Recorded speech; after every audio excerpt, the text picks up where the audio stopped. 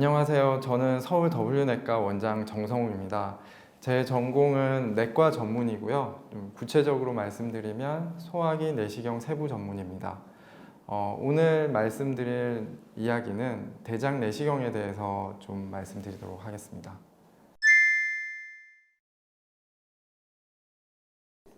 네, 수면 내시경, 비수면 내시경 이렇게 말씀들 하시는데요. 정확한 표현은 의식하 진정 내시경입니다. 진정제를 사용해서 환자가 내시경 도중에 일어나는 일들을 좀 느끼지 않게끔 해서 내시경을 하다 보니까 이제 수면이라는 표현이 들어가는데요. 아무래도 수면 내시경으로 하면 이 환자가 불편감이 훨씬 덜하게 되고, 그리고 시술하는 시술자도 좀 더 부담 없이 할 수 있고 움직임이 덜하기 때문에 내시경 사진에서 흔들림 없는 영상을 좀 찍을 수 있기 때문에 장점이 있다고 볼 수 있습니다. 반면에 비수면 내시경은 이제 진정제를 사용하지 않기 때문에 빨리 시술이 끝나는 점이 있고요.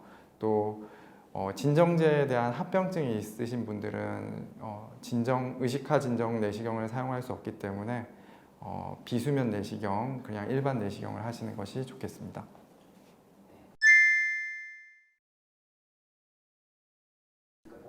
네, 대장 내시경은 주의해야 될 점이 대부분 내시경에서 용종이 발견되는 경우가 많고 추가적인 시술을 해야 되는 경우가 많습니다. 그런데 만약에 드시고 있는 약물 중에서 쉽게 표현해서 출혈을 계속 일으킬 만한 항혈소판제, 혈전제 이런 것들을 드시고 있으면 그 정해진 기간 동안 딱 맞춰서 끊고 오셔야 되는데요.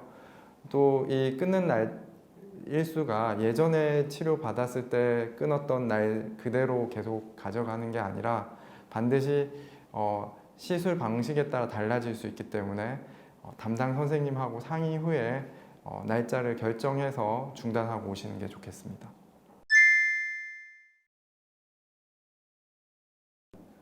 네, 저는 개인적으로 프로포폴을 더 선호하는 편인데요. 프로포폴은 방광기가 짧기 때문에 이제 빨리 수면에 진정에 들고 그리고 빨리 깨는 그런 장점이 있습니다. 그리고 약간은 이제 끝날 때쯤에 유포릭한 약간 행복감 이런 게 찾아오는 사람도 있고 안 찾아오는 사람도 있지만 그런 것도 있어서 저는 프로포폴을 좀 더 선호하는 편이고요. 반면에 기량제가 있지가 않습니다. 미다졸람은 이제 작용 시간도 길고 또 깨어나는데도 좀 오래 걸리는 편이지만 플루마제닐이라는 기량제가 있기 때문에 부작용이 있거나 위급한 상황에는 기량제를 바로 투여해서 반전시킬 수 있는 장점이 있습니다. 또한 미다졸람의 장점은 환자의 협조 하에서 시술을 진행할 수 있는데요. 예를 들면 숨을 크게 들이마시거나 내쉬는 것을 얘기했을 때 똑같이 해주시면서 하라고 하는 명령에 다 따라오시는데요. 수면이 다 끝나고 나서는 전혀 기억을 못 하시기 때문에 큰 문제 없이 시술을 진행할 수 있습니다.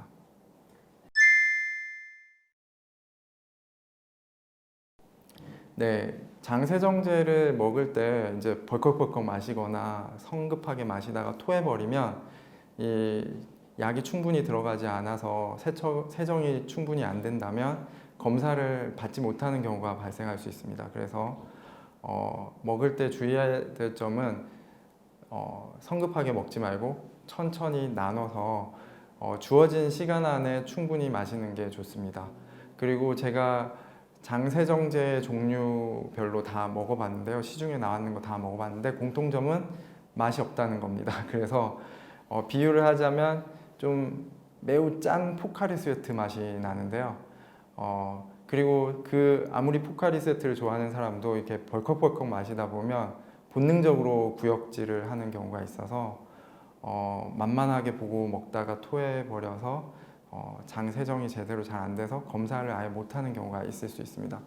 그리고 장세정제 먹기 일주일이나 4, 5일 전에는 씨 있는 음식들을 좀 피하셔야 되는데요. 수박, 참외, 키위 뭐 이런 잡곡밥 일부는 장에서 잘 빠져나가지 않기 때문에 그런 음식들은 미리 조절해서 안 드시고 오시는 게 좋겠습니다.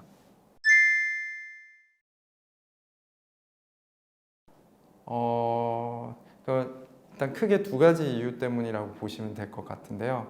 첫 번째는 일단 대장 내시경을 하게 되면 용종을 뗀다든지 시술을 하게 되는데요. 용종을 떼거나 시술한 부위의 조직이 이제 비행기를 타게 되면 높은 고도로 올라가게 되면 뭐 늘어난다든지 압력이 낮아지면서 발생할 수 있는 변화가 있을 수 있기 때문에 시술에 의한 변화를 그 상황에서 대처할 수 없기 때문에 하지 말라는 거고요. 두 번째는 이 아무래도 용종 절제 수술을 하는 경우가 많은데 지연성 출혈이라고 해서 이제 시술이 다 끝나고 한참 지나서 뒤늦게 혈관이 노출되면서 피가 나는 경우가 발생할 수 있는데요. 이때는 비행기 안에 있거나 외국에 나가게 되면 추가적인 이 시술이나 대처, 지혈술을 받지 못하는 경우가 발생할 수 있어서 대장 내시경을 받는 경우에는 일주일 혹은 2주 정도는 해외 여행이나 비행 스케줄을 좀 미루시는 게 좋겠습니다.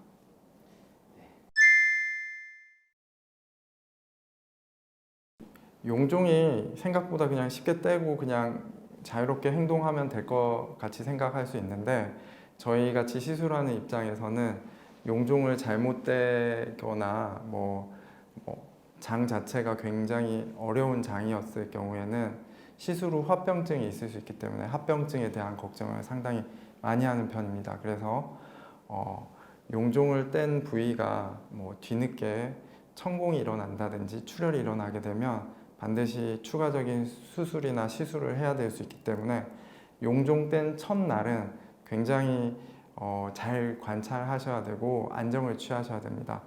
특히 저는 용종을 뗀 그날만큼은 물만 드시고 금식을 하시도록 권해드리는데요. 용종을 떼고 나서 용종 뗀 자리에 이제 음식이라든지 여러 가지 오염 물질들이 지나가면 이제 합병증을 일으킬 수도 있고, 그리고 용종 떼고 나서 하루 정도 출혈 여부를 관찰해야 되는데 만약에 성급하게 음식을 먹었으면 그 이후에 다시 대장 내시경을 들어갔을 때 이 시야가 확보가 안 되는 경우가 발생할 수 있습니다. 그래서 용종 떼고 나서는 처음 하루는 되도록이면 식사를 좀 늦게 하고 물만 먹고 금식을 조금 추가적으로 더 하시도록 권해드리고요. 또 약은 드시던 약 중에 이미 항혈소판제, 아스피린이라든지 플라빅스라든지 이런 약들을 드시고 계신 분들은 바로 또 약을 드시면 약을 그동안 끊고 했기 때문에 그동안 출혈이 없었는데 약 시작하자마자 또 출혈이 있을 수 있기 때문에 추가적으로 얼마 기간을 약을 더 끊을지 담당 선생님하고 상의하신 후에 끊으셔야 돼서 약 복용에도 주의를 하셔야 되고요. 그 밖에 용종을 떼고 나서 그 용종 떼는 자리가 잘 아물기 위해서는 안정을 취해야 되는데 격심한 운동을 하거나 사우나를 가거나 아니면 비행기 탑승을 하거나 좀 안정되지 않은 활동을 하게 되면 합병증 발생률이 훨씬 올라가기 때문에 그런 점도 좀 주의하시는 게 좋겠습니다.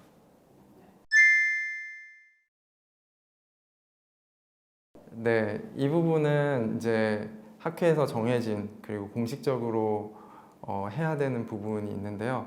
50세 이상의 환자분들은 증상이 없더라도 최소한 5년 주기로 하시도록 권해드리고 있습니다.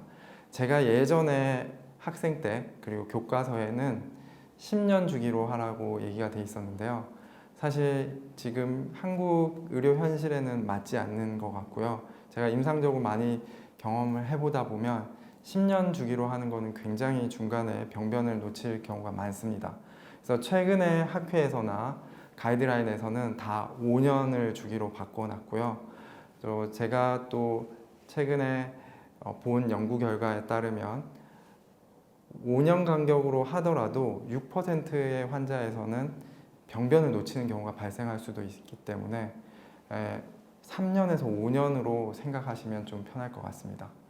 그리고 만약에 가족력이 있다든지 이전에 용종을 제거한 과거력이 있으면 그 주기를 더 짧게 가져가셔야 되는데요. 특히 용종 중에서도 선종이 있는 경우에는 경우에 따라서는 선종도 고등급, 저등급 이렇게 나누는데요. 고등급이 선종이라든지 육모 관상 선종이라든지 이런 선종들은 1년 간격으로 해야 되는 경우가 발생할 수도 있습니다. 그래서 크게는 5년 간격으로 하시되 중간에 용종이 있으면 짧게 하시고 또 복통이 있거나 증상이 있거나 가족력이 있으면 더 짧게 하시는 것을 권해드리고 있습니다.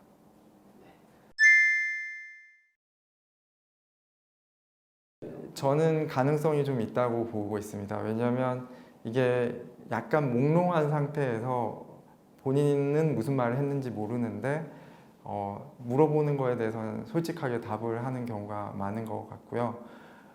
또 제가 해보다 보면 이제 본인이 몰두하고 있는 것들이 수면 중에 나오는 경우가 많습니다. 특히나 논문을 쓰시고 있으신 분들은 논문 얘기가 막 나오고 또 어학원 강사님들은 외국어를 막 말씀하시기도 하고요. 그래서 그 순간에 아무래도 진실된 거를 물어보면 진실된 답이 나오지 않을까 생각하고 있습니다.